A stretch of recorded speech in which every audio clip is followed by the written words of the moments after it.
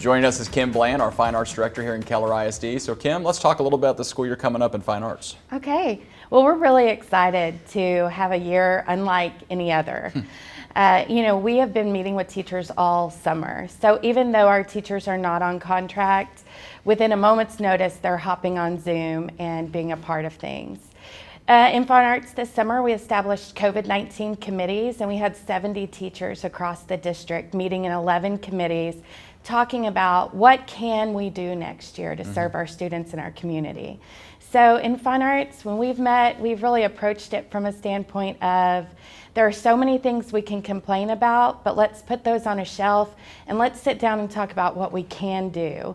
And that's what our discussions have been about this summer is what can we do and what can we do to make this an amazing experience for our kids. And I know we're continuing to figure some of those things out, but being a little more specific about what can we do. So if a student chooses to be a remote learner all year long, what does that look like from a fine arts perspective? Because I know it can vary anywhere from elementary school art to high school band. Yes, absolutely.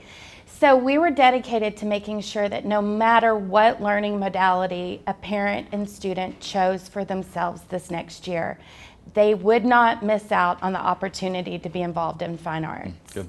So whether or not a student needs to stay 100% remote or whether or not they're coming in person, whatever it is that they choose, no matter what fine arts course they're signed up for, they will receive education in that area and opportunities. So we've worked all summer to prepare online courses.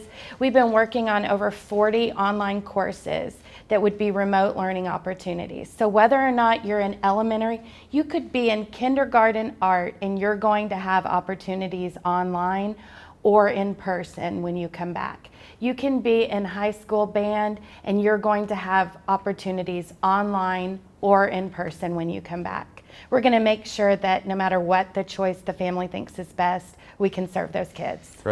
Great. So let's talk about safety measures. Because Yes. obviously there's some things in fine arts that our safety protocols will be important, like it is anywhere else in the building, but it'll be unique in a fine arts setting. So talk a little bit about choirs where they're singing and band where they're playing instruments and different things. And art classrooms where we're sharing supplies. Absolutely. And theater classrooms where they're dancing and singing in musical theater.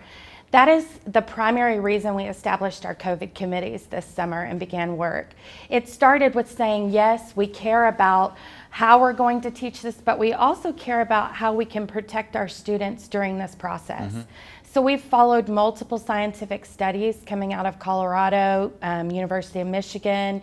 We've been looking at the CDC guidelines, Cook's Children's. Any study we could find, we read about what it was. There are plenty of aerosol studies talking about our instruments and our singing, and we are looking into all of those. They're still coming out even. More and more money is put behind trying to figure out how does this spread.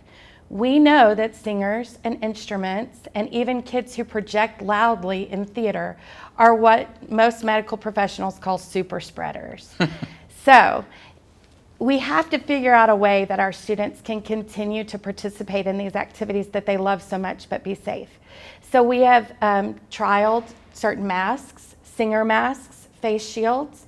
I've purchased almost everything you can find. Literally, it's like in my own home, I'm getting new masks every day out of the mail, putting them on, trying them out. We're reading all of the things that come in from the studies about them. So masks, hand sanitizers, extra hand sanitization stations, face shields, desk shields, anything we can find that we can put in place. So every single grade level and every single art strand right now, we have developed safety protocols and measures, not only for the classroom, but for after-school programs.